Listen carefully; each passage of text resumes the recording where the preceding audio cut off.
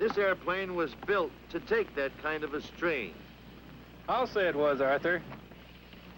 You know, even when you're flying faster than the speed of sound, this business of flying in our Air Forces is carefully figured out to the last detail. We take nothing but calculated risks. Calculated risks, you know? Our equipment is the very best. It's built to fly. You wouldn't make dives and pullouts like that with a transport plane. It wasn't built to do that. This kind of an airplane was. Why, we were climbing up out of that dive there at the rate of about 45,000 feet a minute for a few seconds. Even our big bombers, the B-52, the B-47s, they fly so fast, and yet they're built to fly, strong, and have all the bugs been worked out of them. So that really, it isn't something spectacular, this business of flying so fast. It's done every day by personnel that's trained very carefully, by men who are competent to train the youngsters coming along. Your son that joins the Air Force or the Naval Air Service, never fear but what he'll get the very best possible instruction, that every precaution will be made to look out for his safety. Sure, there's danger to it. There's danger to crossing the street.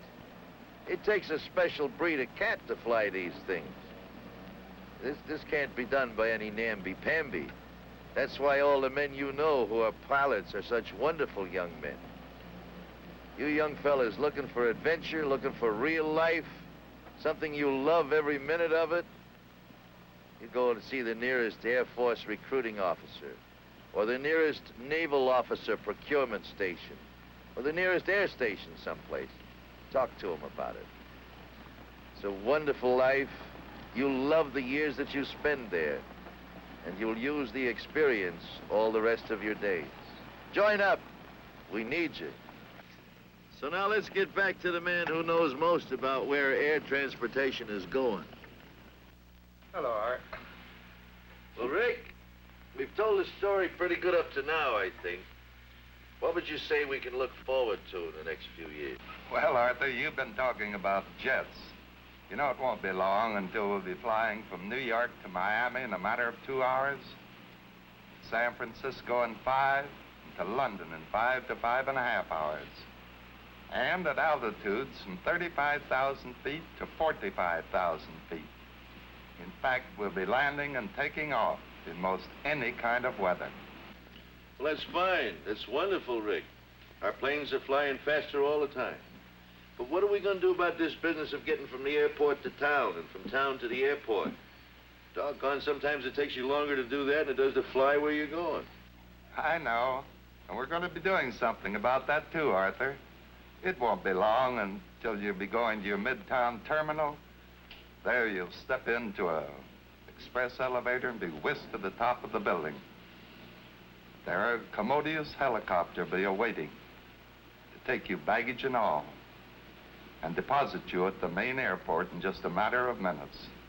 From downtown, Arthur, we're going to have feeder lines of helicopters coming in from all the surrounding communities. We're going to make flying better and faster. We're going to make flying available to still more people. Well, Rick, it's been a lot of fun. A rare privilege and a great honor to do this with you. I've learned a lot, and I hope we've done some good. I'm sure of it, Arthur. Good luck. God bless you always, Captain Godfrey. Thank you, Rick. Well, it was a real nice trip, kid. Captain Dick Merrill, it was a rare privilege to fly with you today. Well, Arthur, I couldn't have been with a better captain. Thank you. Thank you, Gwen and Helen, for a very pleasant trip. And you, Hugh Palmer, the grand flight engineer. Thank you, Al. Thank you, Captain. Grand trip. So remember, when you want to fly anywhere in the world, call Eastern Airlines. If one of our planes doesn't go where you want to go, we'll put you on one that does. And I'll be seeing you, be the good Lord willing.